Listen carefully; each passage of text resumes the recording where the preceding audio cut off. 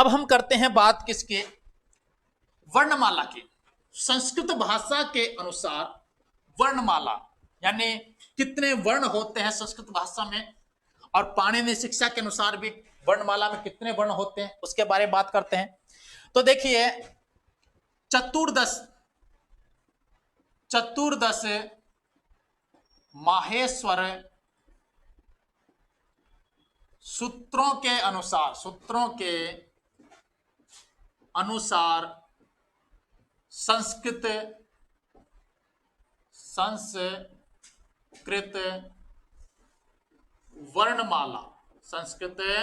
वर्णमाला। तो देखिए, माहेश्वर सूत्रों के अनुसार हमको संस्कृत की वर्णमाला देखनी है। तो देखिए, संस्कृत वर्णमाला में वर्ण कितने होते हैं भाई, इसमें पूरे वर्ण होते हैं 42। कितने वर्ण होते हैं?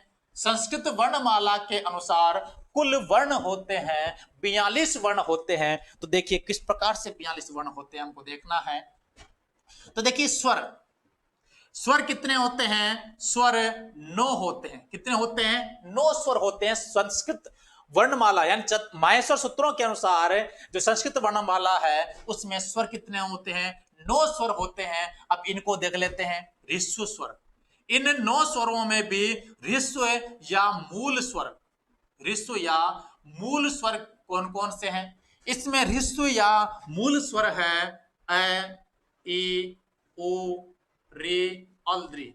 इस प्रकार 5 क्या है? ऋस्व या मूल स्वर है। इसके बाद में देखते हैं दीर्घ या संयुक्त स्वर। दीर्घ या संयुक्त स्वर कौन कौन से हैं और कितने हैं? तो देखिए, यहां पर है ए, ओ, आई, औ। ये हमारे 4 क्या है? दीर्घ और संयुक्त स्वर है। 5 तो कैसे हैं? ऋस्व या मूल स्वर है, और 4 क्या है? दीर्घ या संयुक्त स्वर इसमें है। 5 स्वर और 4 स्वर। अब बात करते हैं व्यंजनों की। व्यंजन कितने हैं? तो व्यंजन वर्ण है, माहेश्वर सूत्रों के अनुसार व्यंजन वर्ण है इसमें 33। कितने व्यंजन वर्ण है? 33 व्यंजन वर्ण है। तो इसमें देखिए कौन कौन से हैं। तो इसमें दिया हुआ है कादयो मावसा नाम स्पर्श है। कादयो मावसा नाम स्पर्श है। इसका मतलब है कैसे लेकर, कहां से? कैसे लेकर के मैं तक, कैसे लेकर के मैं तक, यानी कौन से वर्ण है ये? स्पर्श वर्ण। और स्पर्श वर्ण की परिभाषा है कादयो मावसा नाम स्पर्श है, अर्थात कैसे लेकर के मैं तक क्या होते हैं? स्पर्श वर्ण होते हैं। और कैसे लेकर के मैं तक जो स्पर्श वर्ण होते हैं वो होते हैं कितने? 25। कितने होते हैं? 25। और ये क्या है? व्यंजन वर्ण। कौन से हैं? व्यंजन वर्ण। इसके बाद में आते हैं अंतस्थ। क्या आते हैं? अंतस्थ है। अंतस्थ वर्ण होते हैं हमारे कौन से? ये इनको हम यण के नाम से भी जान सकते हैं कि यण को ही हम क्या कहते हैं? अंतस्थ वर्ण कहते हैं। और ये कौन कौन से होते हैं? य, व, र और ल। ये क्या होते हैं? अंतस्थ वर्ण होते हैं। और ये कितने होते हैं हमारे? 4 होते हैं। कितने होते हैं? 4 होते हैं। इसके बाद में बात करते हैं हम उसमें वर्णों की। उसमें वर्ण, और उसमें वर्ण हमारे कितने होते हैं? 4 उसमें वर्ण होते हैं। और उनको हम कहते हैं कौन से? सल। और कौन कौन से? स, स, स है। ये 4 वर्ण हमारे क्या कहलाते हैं? उसमें वर्ण कहलाते हैं। तो कितने हो गए? 4। इनको जोड़ेंगे तो हमारे कितने हो गए? 33 और 9 कितने हो गए? 42। तो माहेश्वर सूत्रों के अनुसार संस्कृत वर्णमाला में कुल वर्णों की संख्या कितनी है? 42 है। कितनी है? 42 है। और संस्कृत वर्णमाला के अनुसार केवल स्वर पूछे जाते हैं तो कितने बताने हैं? 9। 5 ऋस्व और 4 दीर्घ, और व्यंजन पूछे जाते हैं तो 33 व्यंजन आपको बताने हैं। कुल कितने हो गए? 42।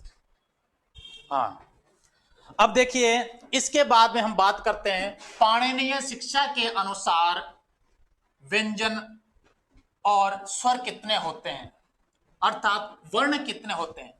पाणिनीय शिक्षा के अनुसार वर्ण हमको देखने हैं। तो देखिए, पाणिनीय शिक्षा के अनुसार वर्णमाला। तो देखिए पाणिनीय शिक्षा के अनुसार वर्णमाला, इस वर्णमाला में वर्ण होते हैं हमारे पास में 63 और 64। कितने होते हैं? 63 और 64 क्या होते हैं? वर्ण होते हैं। तो देखिए कौन कौन से 63 होते हैं, कौन कौन से 64 होते हैं, इनको हमको देखना है। तो देखिए स्वरों की बात करते हैं। किनकी बात करते हैं? स्वरों की बात करते हैं। तो पाणिनीय शिक्षा के अनुसार स्वरों की संख्या है हमारे 21 या फिर 22। 21 या 22 स्वर बताए गए हैं। वो कौन कौन से स्वर हैं हमको देखना है। तो देखिए अ, ई, उ, रे, ये जो 4 स्वर है, ये चारों स्वर ह्रस्व भी होते हैं, दीर्घ भी होते हैं और प्लुत भी होते हैं। क्या क्या होते हैं? चारों स्वर ह्रस्व भी होते हैं, दीर्घ भी होते हैं और प्लुत भी होते हैं। अर्थात एक स्वर के 3 भेद हैं। तो यहां पर कितने हो गए? 4 स्वर है और 3 भेद हैं। तो इसलिए कितने हो गए? 12। कितने हो गए? 12 भेद तो इसके हो गए। इसके बाद में एक आता है हमारे पास में द्विवर्ण। क्या आता है? द्विवर्ण। इस द्विवर्ण में एक तो क्या होता है? ह्रस्व। कुछ मानते हैं कि भाई ह्रस्व के अलावा दीर्घ भी होता है। कुछ के मत के अनुसार क्या है? दीर्घ भी होता है। और किसी के मत के अनुसार ह्रस्व और वो ह्रस्व दीर्घ नहीं, सॉरी, ह्रस्व और प्लुत। किसी के मत के अनुसार क्या होता है? प्लुत। यानी किसी के मत के अनुसार ह्रस्व होता है और किसी के मत के अनुसार ह्रस्व और प्लुत दोनों होते हैं। इस कारण से हमें क्या देना है? जिसके मत के अनुसार ह्रस्व होता है उन्होंने तो उनके अनुसार तो 1 हो गया है, और जिन्होंने दोनों को माना है उनके अनुसार कितने हो गए? 2 हो गए। इसके बाद में फिर देखते हैं हमारे पास में आते हैं ए, ओ, आई, औ। ए, ओ, आई, औ। तो इनमें देखिए एक तो क्या होता है? दीर्घ होता है। क्या होता है? दीर्घ। और एक होता है कौन सा? प्लुत। यानी ह्रस्व नहीं होता इसमें। इसमें क्या नहीं होता है? ह्रस्व नहीं होता है इसमें, दीर्घ या क्या होता है? प्लुत होता है। तो देखिए दीर्घ और प्लुत यानी दो दो इसमें क्या हो गए? रूप हो गए। तो 2 2 4 2 6 2 8, यानी कि कितने इसमें हो गए? स्वर कितने हो गए? 8 हो गए। इस प्रकार से कुल कितने हुए? 21। यदि हमने केवल एक को जोड़ा है तो कितने हो गए? 21। और यदि हमने 2 को जोड़ा है तो वहां पर कितने हो गए? 22। तो इस प्रकार से पाणिनीय शिक्षा के अनुसार स्वर कितने होते हैं? 21 या फिर कितने होते हैं? 22 होते हैं। अब देखिए आगे आगे हम बात करते हैं कि जो व्यंजन वर्ण है, उन व्यंजन वर्णों में हम देखते हैं कि व्यंजन वर्ण कितने होते हैं। तो देखिए व्यंजन वर्णों के बारे में बात करता हूं। मैं इधर इनको मिटा देता हूं ताकि नीचे जगह रहे।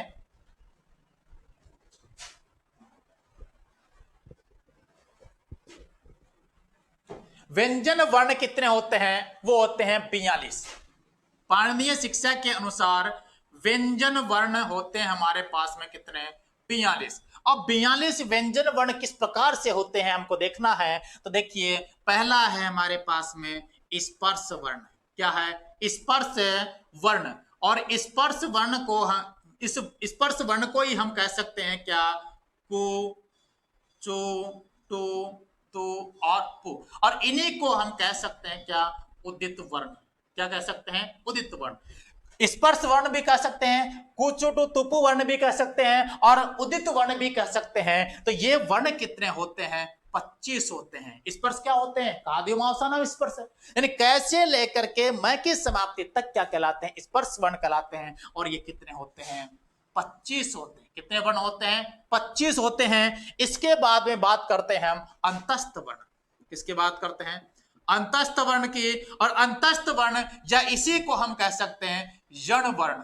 क्या कह सकते हैं? यण वर्ण कह सकते हैं, या फिर हम इनको लिख भी सकते हैं कि य, व, र और ल।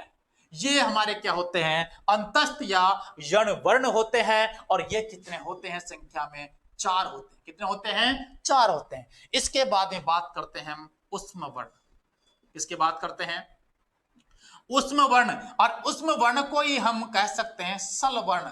क्या कह सकते हैं? सल वर्ण कह सकते हैं। और सल वर्ण वो कौन कौन से होते हैं? तो यहां पर है स, स और है।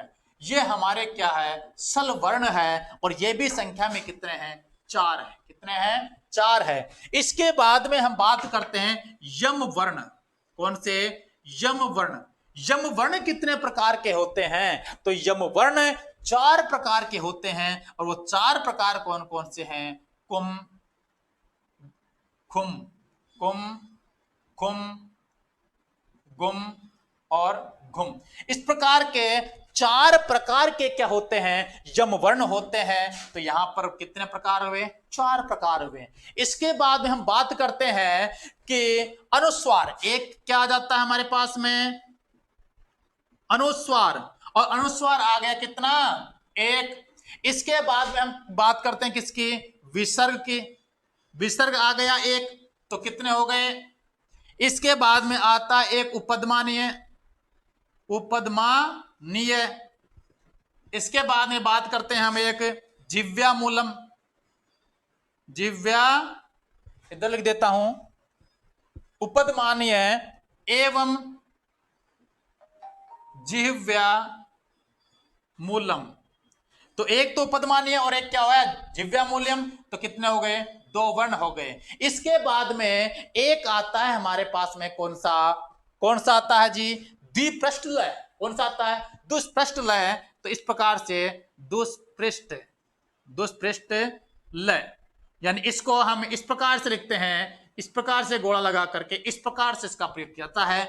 तो दुष्पृष्ठ लय कितना होता है? 1 होता है। जोड़िए इनको, कुल कितने हुए? 25 और 4 29, 29 और 4 33, 33 और 4 37, 37 38 39 40 और 2 42। तो 42 वर्ण क्या होते हैं? व्यंजन वर्ण होते हैं। 42 क्या होते हैं? हमारे व्यंजन वर्ण होते हैं। किसके अनुसार होते हैं? पाणिनीय शिक्षा के अनुसार। अब एक एक को हम समझ लेते हैं। देखिए यहां पर कुम घुम वो दे रखा है क्या? चू टू तू पू, इति उदित वर्णा। तो चू टू तू पू यहां पर दे रखा है। कु का मतलब है हमने कु से ग्रहण कर लिया पूरा च वर्ग, यानी पूरा क वर्ग। पूरा क्या कर लिया हमने? क वर्ग ग्रहण कर लिया है। अर्थात क की लाइन में आने वाले पूरे वर्ण, उनको क्या कहा जाएगा? कु कहा जाएगा। इसी प्रकार से चू का मतलब है पूरा च वर्ग, यानी च की लाइन में आने वाले वर्ण। इस प्रकार से कितने वर्ण होते हैं क वर्ग में? 5 होते हैं। च वर्ग में भी कितने होते हैं? 5। प्रत्येक वर्ग के अंदर 5-5 वर्ण होते हैं। इस प्रकार 1 2 3 4 5, पांचवा कितने हो गए? 25। तो 25 वर्ण क्या हो गए हमारे? स्पर्श, कुजुटुतुपु, या फिर हम कह सकते हैं उदित वर्ण। कितने होते हैं? 25 होते हैं। इसके बाद बात करते हैं हम अंतस्थ वर्ण। और अंतस्थ वर्ण को ही हम क्या कहते हैं? यण वर्ण कहते हैं। और ये होते हैं य व र ल। अंतस्थ वर्ण, अंतस्थ, अंतस्थ, अंत स्थित, अर्थात ऐसे वर्ण जो पेट के दबने पर बोले जाते हैं। जैसे मान लीजिए हमने बोला य व र ल, य व र ल। इसका मतलब जब हम इनका उच्चारण करते हैं तो हमारे पेट के अंदर जो स्थित जो वायु है वह है क्या होती है? बाहर की ओर, यानी कि मुंह पर आती है, मुंह से बाहर नहीं निकलती। यानी हमारा पेट दबता है। क्या होता है? हमारा पेट दबता है। जब इन य व र ल को हम बोलते हैं तो हमारा पेट क्या होता है? नीचे दबता है। उष्म वर्ण की बात करते हैं। उष्म वर्ण अपने आप में स्पष्ट कह रहा है कि उष्म वर्ण ऐसे वर्ण जो गर्म होते हैं। क्या होते हैं? गर्म होते हैं। इनको संघर्षी वर्ण भी बोलते हैं। क्योंकि क्यों बोलते हैं? क्योंकि जब इन स है को बोलते हैं तब अपने मुख से गर्म क्या निकलती है? वायु निकलती है। इसलिए इनको उष्म वायु निकलने के कारण से ही इनको उष्म वर्ण के नाम से जाना जाता है। अब आगे एक बात करते हैं यम वर्ण की। यम वर्ण कितने होते हैं? कितने प्रकार के होते हैं? यहां पर प्रकार की बात कर रहा हूं यहां पर कि यम वर्ण के प्रकार। यम वर्ण कितने प्रकार के होते हैं? 4 प्रकार के होते हैं। कुम, घुम, गुम और घुम। इस प्रकार के। मैं ये नहीं कह रहा कि यहां पर कितने होते हैं, मैंने ये बताया है कि कितने प्रकार के होते हैं। तो देखिए जिस प्रकार प्रकार हमने देखा है, कु को लिखा है तो इसका मतलब है यहां पर क्या आ गया? क वर्ग। और क वर्ग में कितने प्रकार हो गए? कितने वर्ण आए उसमें? 5 वर्ण आए। तो इसी प्रकार से अब यहां पर इनका तो जो कु चु टू तुप था, इनकी तो लाइनें किस प्रकार से वर्ग बनाए? इस प्रकार से वर्ग बनाए। इस प्रकार से क्या बनाए? वर्ग, यानी क ख ग घ घ, इस प्रकार च छ ट ठ ड। तो क वर्ग ये हो गया, च वर्ग ये हो गया, ट वर्ग ये, इस प्रकार से बनाया। लेकिन जो यहां पर दे रखा कुम घुम गुम और गुम, चलो मैं इसको यहां लिख करके बता देता हूं, यहां पर लिख के बता देता हूं।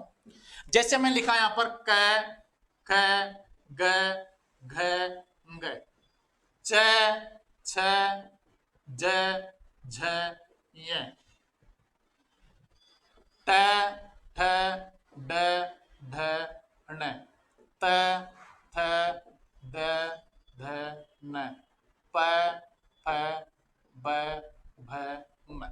देखो यहां पर क्या कह रहा है? क वर्ग कु, कु माना है, क्या माना है? कु। इसको हमने क्या माना है? कु। इसको माना है चु। देखो च प्रारंभ अक्षर है, इसको चु माना है। ट प्रारंभिक वर्ण है, इसको क्या माना? टू। त प्रारंभिक वर्ण है, इसको क्या माना हमने? तू।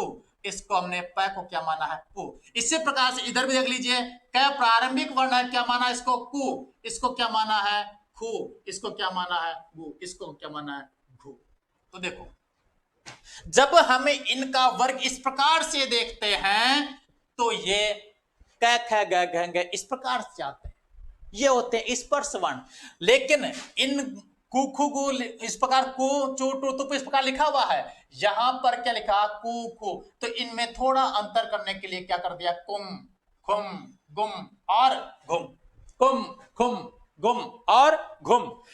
और इसकी क्या कर दिए? अलग पहचान बना दिए, इसका इस प्रकार से संबंध दिखा दिया है। कुम खुम गुम घुम, इनका इस प्रकार से क्या बताया? संबंध। यानी क वर्ग इस प्रकार से बताया है और कुम कुम यानी जो यम वर्ण है उनको इस प्रकार से बताया है। तो कुम के अंतर्गत पूरे आ गए। कुम में कितने आ गए? पूरे। अर्थात यम वर्ण ऐसा नहीं है कि 4 ही होते हैं, यम वर्ण पूरे होते हैं। प्रत्येक वर्ग के ये जो 4 अक्षर होते हैं प्रारंभिक, ये क्या होते हैं? यम वर्ण होते हैं। लेकिन प्रश्न आएगा, वो आएगा यम वर्ण कति प्रकार का। तो यहां यम वर्ण कितने प्रकार के होते हैं? तो आपको वहां पर 4 प्रकार ही बताने। कितने प्रकार बताने हैं? 4 प्रकार ही बताने हैं, क्योंकि प्रकार के बारे में पूछ रहा। तो यहां पर प्रकार कितने हैं? 4 प्रकार, कुम खुम गुम और घुम। अब इसके बारे में बात करते हैं, यम वर्ण होता क्या है? यम वर्ण क्या होता है? तो ये देखेंगे क ख ग घ इस प्रकार से लिखा हुआ है। तो देखिए मैंने लिखा यहां पर पलिक कनी, एक उदाहरण लिखा मैंने, पलिक कनी। क्या लिखा मैंने?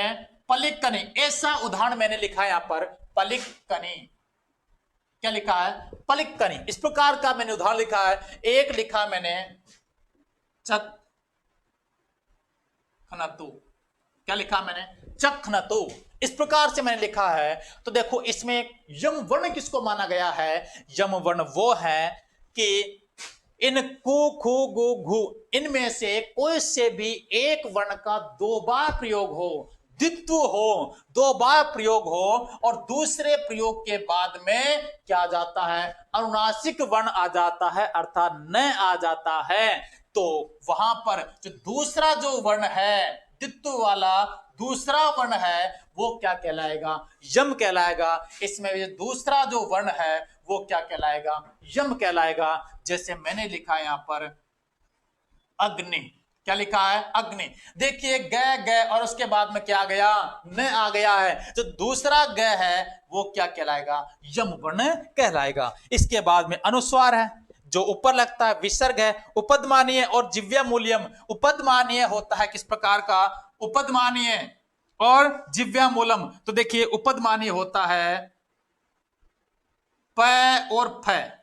इस प और फ से पूर्व यदि आधा विसर्ग है तो वो क्या है? हमारे उपदमानीय। वो क्या है? उपदमानीय है। और यदि